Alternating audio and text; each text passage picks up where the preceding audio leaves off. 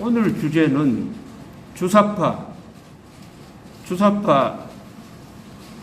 그리고 지금 대한민국에서 벌어지고 있는 반역적 상황에 대한 이야기입니다. 그런데 요사이 반역이다, 대한민국에 대한 반역이 전면적으로 이루어지고 있다는 말이 이제 공공연하게 나옵니다. 반역이란 말이 사람 입에 달려서요. 그런데 반역이 뭡니까? 반역을 좀 정의를 해야 돼요. 형법에 반역에 준하는 죄가 여적죄라는 게 있어요. 이것은 적국과 합세하여 대한민국에 항적한 자는 사형에 처한다, 이런 게 있습니다. 적국과 손잡고 대한민국을 공격하려는 자입니다. 이 죄는 한 번도 지금까지 적용돼 본 적이 없는 죄입니다. 그리고 이거는 사형밖에 없습니다. 사형밖에 없습니다.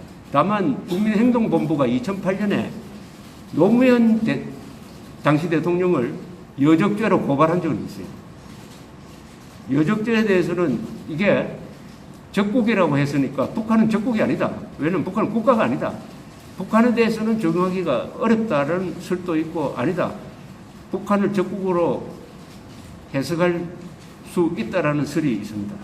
그 다음에 내란죄가 있어요. 내란죄는 뭐냐면은 국토를 참전하거나 국헌문란을 위해서 폭동한 자, 이렇게 되어 있습니다.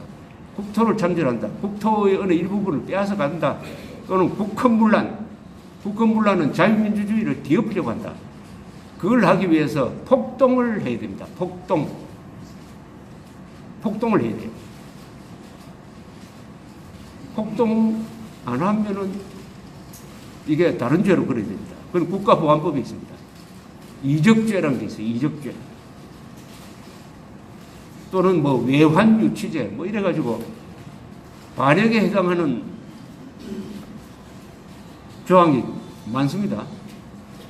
그것은 법률가들한테 맡기고, 그럼 반역은 뭐냐 하는 데 대해서 가장 잘 정리를 한 사람이 한 사람 있어요. 미국의 CBS의 앵커 월트 크론카이트라는 사람이 이렇게 정리를 했습니다. 우리 헌법에 따르면, 미국 헌법이죠. 미국 헌법에 따르면 전쟁 중인 적에게 이익을 주고 도움을 주고 편의를 제공하는 자는 반역이다, 이렇게 정의를 했습니다. 전쟁 중인 적에게, 북한은 지금 우리와 전쟁 중인 적입니다. 적에게 이익을 주고, 그러니까 전쟁 중인 적을 도와주고 편의를 제공하는 자, 도와주고 편하게 해주는 자는 반역이다. 이게 가장 정확한 표적인 것 같아요. 전쟁 중인 적을 도와주거나 적이 편하도록 해주는 행위는 반역이다. 그게 법적으로 어떻게 그런 거하고는 별개의 문제로 상식적으로 그렇게 판단하는 게, 쉽게 말하면 더 줄이면은 북한 노동당 정권과 북한군을 도와주거나 북한 노동당 정권과 북한군이 편해지도록 만들어주는 것은 반역이다. 이렇게 제가 정의를 하겠습니다. 반역을 하려면은 그 전 단계로 헌법을 위반해야 됩니다. 헌법을 위반하면은 그때부터는 법률 문제가 생겨가지고, 대통령이 그렇게 할 경우에는 재임 기간에도 반역죄를 저지르면은 형사 소추를 할 수가 있고, 그리고 탄핵을 할 수가 있습니다. 그러면은 대통령의 헌법상 직무가 있습니다.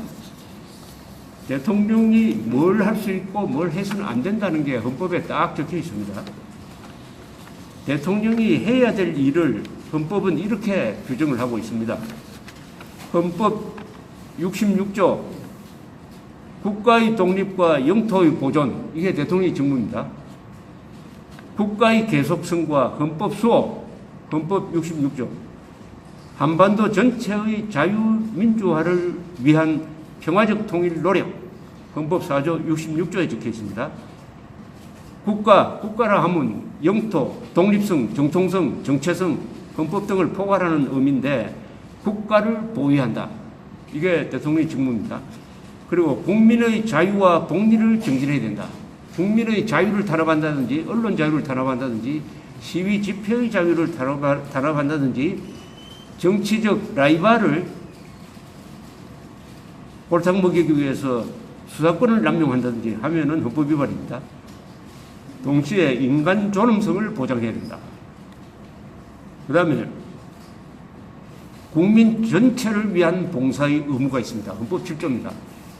대통령이 민노총을 위한 봉사자가 된다든지 또는 민변을 위한 봉사자가 된다든지 또는 촛불 시위대를 위한 봉사자가 되고 태극기 집회 시위자에 대해서는 탄압을 한다든지 하면은 이것은 헌법 7조 위반이 됩니다.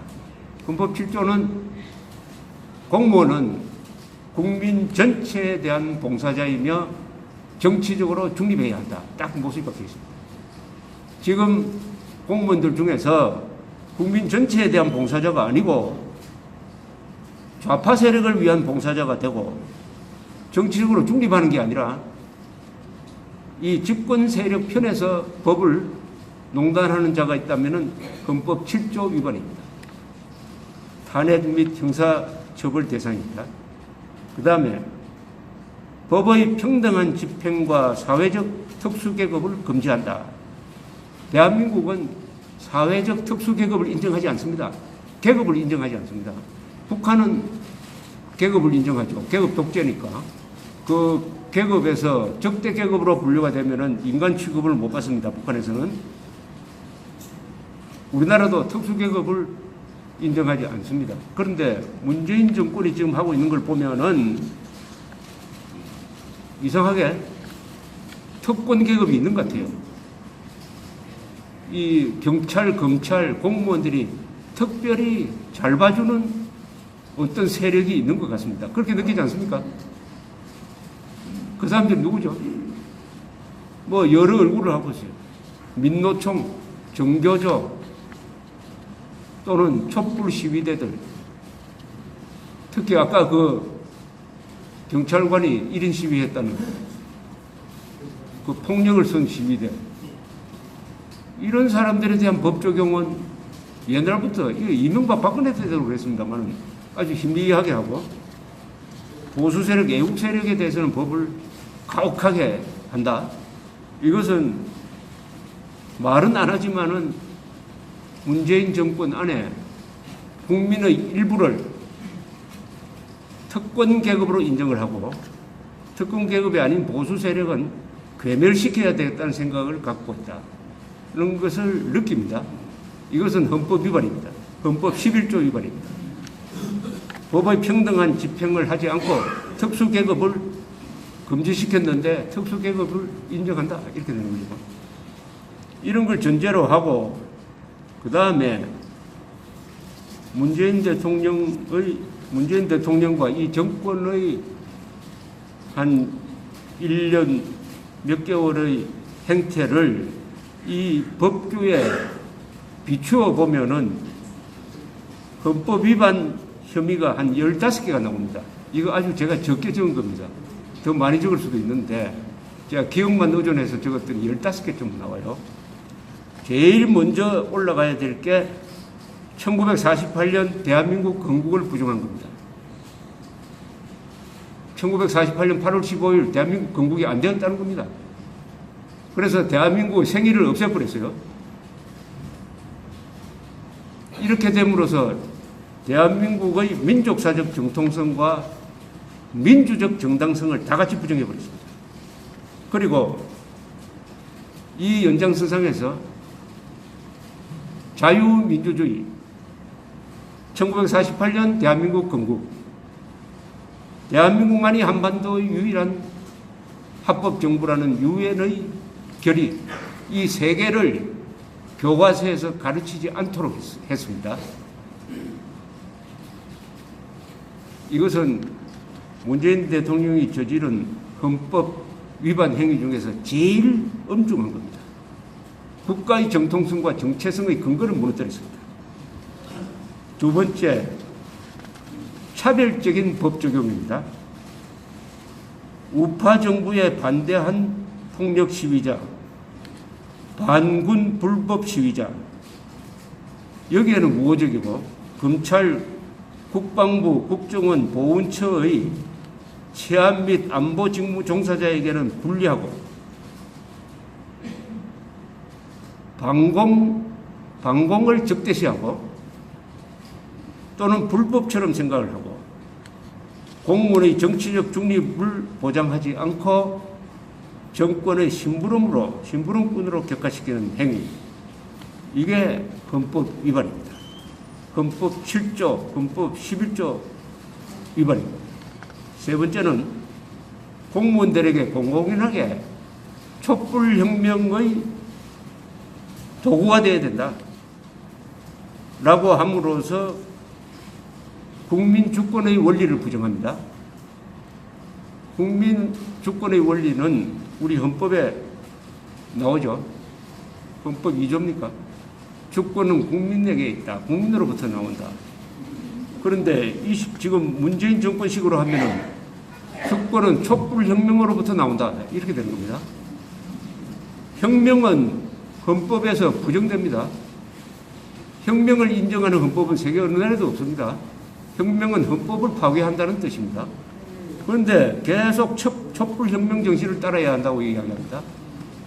문재인 대통령이 지금 대통령 직무를 수행하는 게 혁명을 통해서 한 겁니까? 선거를 통해서 한 겁니까? 혁명으로 집권했습니까? 혁명으로 집권했습니까? 박정희처럼? 선거로 한 거죠. 선거로 당선되어 놓고 자기가 혁명으로 집권한 것처럼 미완지 격하를 하면서 촛불혁명을 헌법 위에 놓으려고 합니다. 이것은 혁명 이론입니다. 혁명 이론은 그 자체가 헌법 위반인 것입니다. 그리고 대통령이 되기 전에 문재인 씨는 국가연합 또는 낮은 단계의 연방제를 추진하겠다고 했는데 이것은 자유통일을 명령하고 공산 독재 통일을 금지시키고 있는 헌법 4조 및 제66조 위반입니다.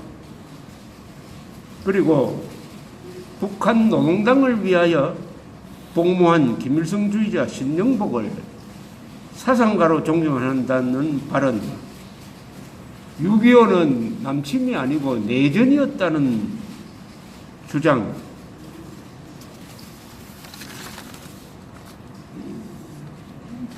이거는 방공자유민주 국가 존립의 헌법적, 이념적, 역사적 근거를 허무는 행위입니다. 국가 보위 책무는 적의 무력 및 사상 공세로부터 국민을 지키는 행위인데 그렇게 하려면 문재인 대통령은 반드시 공산주의를 악으로 봐야 합니다. 그리고 북한 노동당을 적으로 봐야 합니다. 적으로 봐도 되고 안 봐도 되는 게 아니고 대한민국 대통령은 공산주의를 악, 북한 노동당 정권을 적으로 봐야 할 의무가 있습니다. 의무. 그런데 김일성주의자 신영복을 존경한다고 하면은 어떻게 됩니까? 이것도 헌법 위반입니다. 그 다음에 중국에 대해서 사드를 추가 배치 안 하겠다는 입장 표명을 한다든지 북한이 핵무장을 했는데도 핵미사일 대피 훈련을 안 하겠다고 한다든지 하는 것은 국민의 생명, 재산, 자유를 지켜야 할 대통령의 직무를 포기한 겁니다. 헌법 66조 위반입니다. 판사와 판결에 대한 공개적 간섭, 사법부에 대한 간섭, 이것은 헌법 66조 내지 69조 위반입니다. 헌법 21조는 언론 자유 보장인데 MBC, KBS의 경영진을 교체하는 과정에서 국가 공권력을 동원했다 하면은 이것은 헌법 21조 언론 자유 보장 조항 위반이 됩니다. 그리고 어제 한 발언은 헌법의 원리인 상권 분립 원칙 위반입니다. 그 다음에 원자력 발전 백지화, 이것은 원자력 발전소가 하나 만들어지려면 수많은 법적 절차를 거쳐야 됩니다. 한 10년 걸립니다. 그리고 여러 개의 법을 통과를 해야 됩니다. 법의 기준을 통과를 해야 됩니다.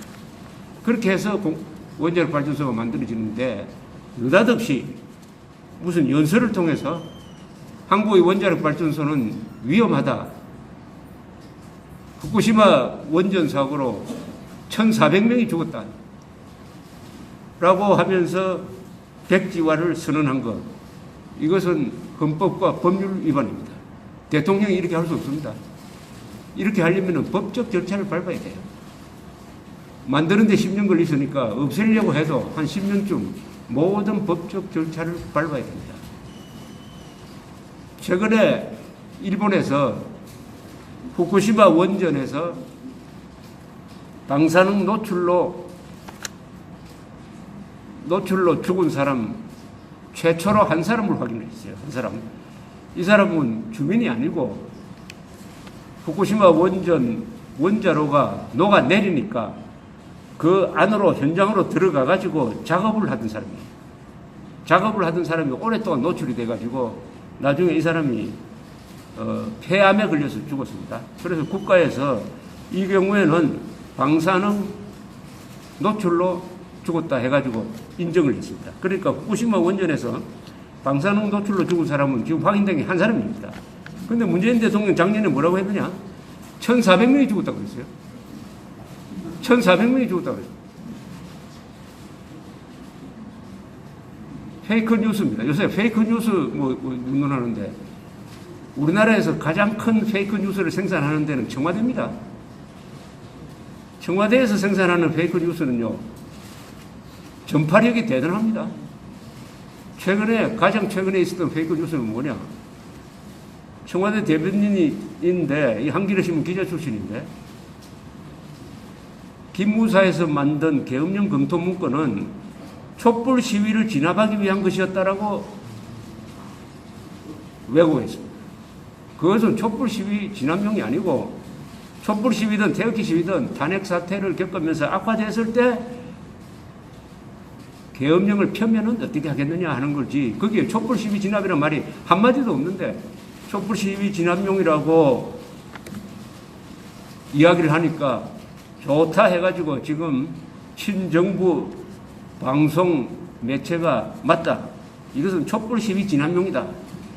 해가지고 방분 선동을 하는데 연료를 공급한 게 청와대입니다. 청와대. 페이크 뉴스. 그 다음에 자유민주적 기본 질서를 부정하는 헌법 개정을 추진했습니다. 이것은 지금 제도에 걸렸습니다. 그 다음 판문점 선언입니다. 이 판문점 선언은 그 내용을 읽어보면은 북한의 대남 공작원이 쓴 것 같아요. 그 문장이 북한식 용어가 거의 대부분입니다. 북한에서 써온 걸 가지고 문재인 정권에서 몇 자 고쳐서 낸 게 판문점 선언이라고 보면 됩니다. 판문점 선언에는 북한의 공산화 전략 다 들어있습니다. 그 안에. 다 들어있어요. 또 헌법 위반이 한두 개가 있는 게 아닙니다. 이 선언은 우리 민족끼리 자주 통일하자고 합니다. 여러분, 우리 민족끼리 자주 통일하자. 그럴듯한 것 같죠? 이거 다 헌법 위반입니다. 헌법은 우리 민족끼리 자주 통일하라고 적어놓지 않았습니다. 대한민국 헌법은. 자유민주적 기본 질서에 입각한 평화적 통일을 한다. 이렇게 돼요. 자유민주적 기본 질서에 입각한 평화적 통일을 해야지 우리 민족끼리 통일한다? 왜 우리 민족끼리 통일해야 됩니까? 민족 반역자를 가려내야죠. 더구나 우리 민족끼리 통일하자는 자가 민족 반역자 아닙니까? 민족 반역자와 우리 민족끼리 통일하자고 하면은 그 자체가 민족 반역의 길을 걷는 거죠. 자주 통일은 북한식 용어인데 이거는 반미 통일입니다. 반미. 이게 판문점 선언에 적혀 있는데 이것을 국회에서 비준 동의하면은 이게 법률적 효과를 갖게 됩니다. 선언은 구속력이 없지만은 비준 동의하면은 조약처럼 이게 우리를 묶게 됩니다. 이 비준 동의를 받겠다는 것은 우선 판문점 선언은 비준 동의 대상이 못 됩니다. 비준은 조약일 경우에 하는 겁니다. 조약은 국가와 국가 대 약속입니다. 북한을 우리가 국가로 보지 않는다는 건 잘 아시죠? 헌법 제3조에 의해서 북한은 우리의 영토를 불법 강점한 뭘로 보죠? 반국가 단체로 보는 거죠. 그렇다면은 북한과는 조약을 맺을 수가 없어요. 북한과는 선언은 여러 번 했습니다. 6.15, 14, 7.4 공동성명, 남북기본합의서 어느 것도 조약으로 규정해가지고 비준 동의 받은 적이 없어요. 그건 헌법 3조 위반입니다. 이걸 비준 동의 받겠다는 것은 명백한 헌법 위반이고 판문점 선언을 가지고 헌법을 무력화시키겠다는 겁니다. 판문점 선언을 헌법 위에 놓겠다는 겁니다. 그런데 판문점 선언의 내용으로 봐서 이것은 김정은 교시에 가까워요. 그러면은 김정은 교시가 헌법 위에 타고 앉으면 어떻게 되겠습니까? 우리 헌법을 무력화시키는 겁니다. 이 비준 동의 받겠다는 이 행위 자체가 헌법 파괴 행위입니다.